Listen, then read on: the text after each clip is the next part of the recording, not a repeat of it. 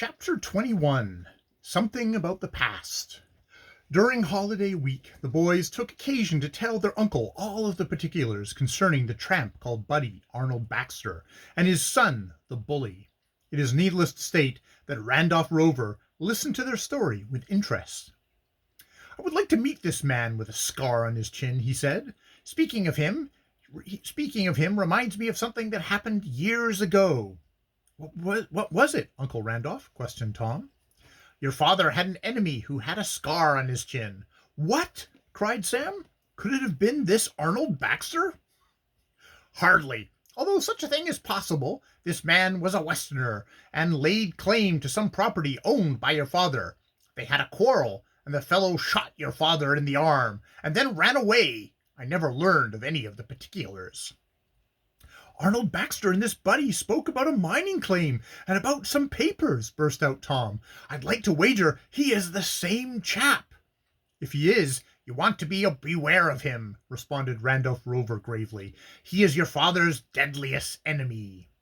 "I'll remember that," said Dick, and his brothers nodded. The matter was talked over for several hours, but brought little satisfaction. On New Year's Day came another fall of snow, and the lads spent the afternoon in regular snowballing match amongst themselves with the hired man. Poor Jack caught it on all sides, and after a quarter of an hour's bombardment was glad enough to run to the barn for shelter. "But it's a great sport," he grinned, as he almost stood on his head, trying to get from the back of his neck a soft snowball which Tom had planted there. The following day they started back for Putnam Hall, and on the way met Larry, Frank, Fred, and a number of others. When Ithaca was reached, a surprise awaited the crowd. The weather was so cold that the ice impeded transportation, and the Gold Star was not making her usual trips to Cedarville and other points. "Here's the state of things," cried Tom. What's to do? Walk to Putnam Hall? Well, seeing that it is a good number of miles and the weather is bitterly cold. Well, if we can't walk and can't ride, how are we to get there?" came from Sam.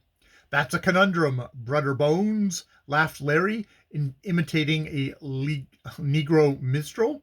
"I's a give it up, sah."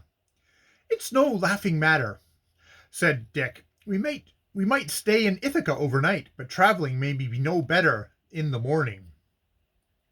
"Let us send a telegram to Captain Putnam for instructions," suggested Fred, and soon the following message was prepared and sent to the hall by way of Cedarville. "6 of us are held up at Ithaca by the cold. How shall we come on?" This message was forwarded without delay, and while awaiting an answer, Dick and his brothers took a walk through the town. They were passing down the main street when Sam uttered a short cry. "Hello! There is Josiah Crabtree!" "Where?" questioned Dick with deep interest. "Across the way. He has just entered the jewelry store on the corner." "Say, perhaps he's buying a wedding ring," blurted out Tom before he stopped to think. "Tom, that matter is no joke," came from Dick as his face grew red. "I sincerely hope, for Dora's Stanhope's sake, that he never marries Dora's mother." "Oh, so do I," answered Sam readily. "Why, he isn't fit to be stepfather to a dog." "Let us look into the window and see what he is doing," suggested Dick uneasily, for he could not get it out of his head that his brother's guess might be correct. The window was broad and clear, and they looked through it into the shop with ease. Josiah Crabtree stood at the corner, talking to a clerk, who presently brought forth a tray of plain rings. "It is a wedding ring, as sure as you were born!" cried Tom. "I'm going in," said Dick in a low tone. "Wait for me here," and he entered the establishment. There were counters on both sides, and he walked to a position directly opposite that occupied by the ex-schoolmaster. "I wish to see some cheap scarf pins," he said to the clerk, who came to wait on him, and the man hurried off to bring the articles mentioned. And is this the latest style of wedding ring?" Dick heard Josiah Crabtree say in a low tone. "Yes, sir, the very latest, and very tasty," answered the clerk who was waiting on him. "I wish 2, one for the lady and one for myself." "Yes, sir, Quite the style now for a gentleman to have a ring. Want them engraved, of course? Yes. Here is the paper with the sizes and what is to be engraved upon each. How much will they be with the engraving? $6 each, sir. $6? Don't you make a reduction on taking two? Asked Crabtree, who was a good deal of a miser.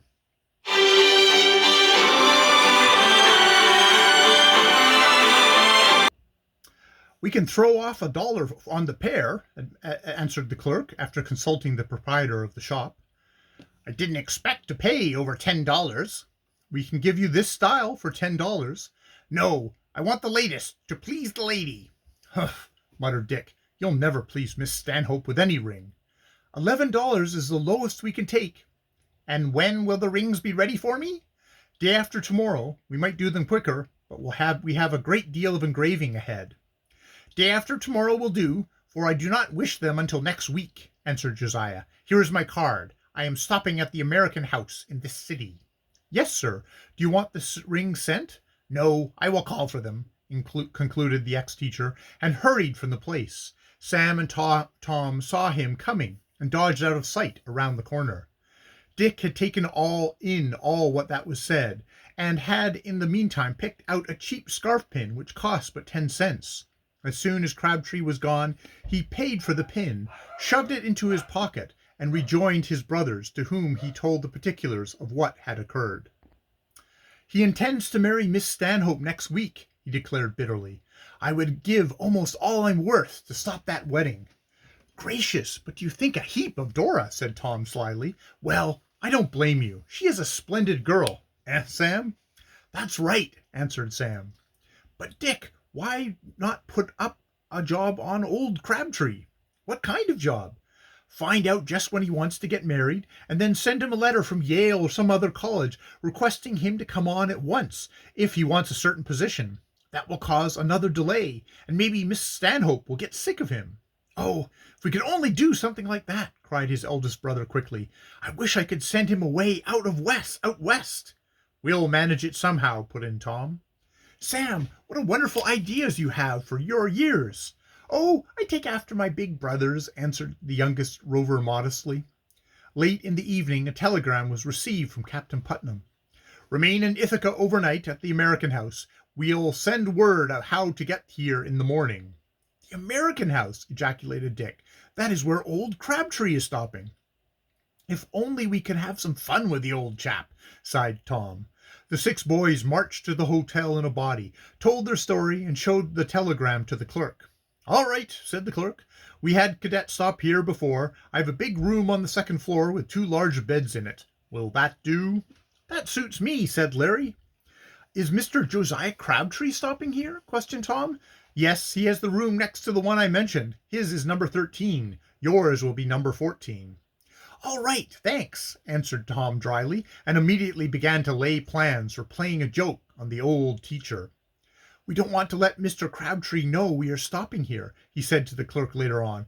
He is no longer a teacher at the hall, and we would rather not meet. Shall I put you in another room? Oh no, just don't tell him we are here. I'll remember that, sir. As soon as the boys had been shown to the big room, Tom turned to his fellows. I want each of you to chip in 10 cents, he said. What for? Came in chorus. For purposes of getting square with old Crabby. I don't see the connection, said Larry. Kindly be a little more definite. You'll see, or hear, the connection a little later on, answered Tom. Quick, shell out, and I'll promise you your money's worth, or return the amount with legal interest. The 50 cents was quickly collected, and, adding 10 cents of his own, Tom ran from the hotel. No fish market open at this time of night, he said to himself. I'll have to try a restaurant, and hurried to the first place which came into sight. Have you any crabs? He asked of the waiter who came to him.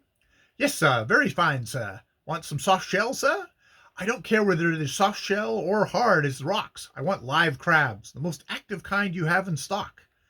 The waiter stared in amazement, then called the owner of the restaurant. You want live crabs? I do. Strong, active, go-ahead crabs. I want them in a box. Is this a joke? It will be when the crabs get to work, answered Tom with a wink. Oh, I understand, laughed the restaurant keeper. How many? What are they worth? Good nippers are worth 10 cents apiece. Give me 6, and mind you put them in a strong box for me."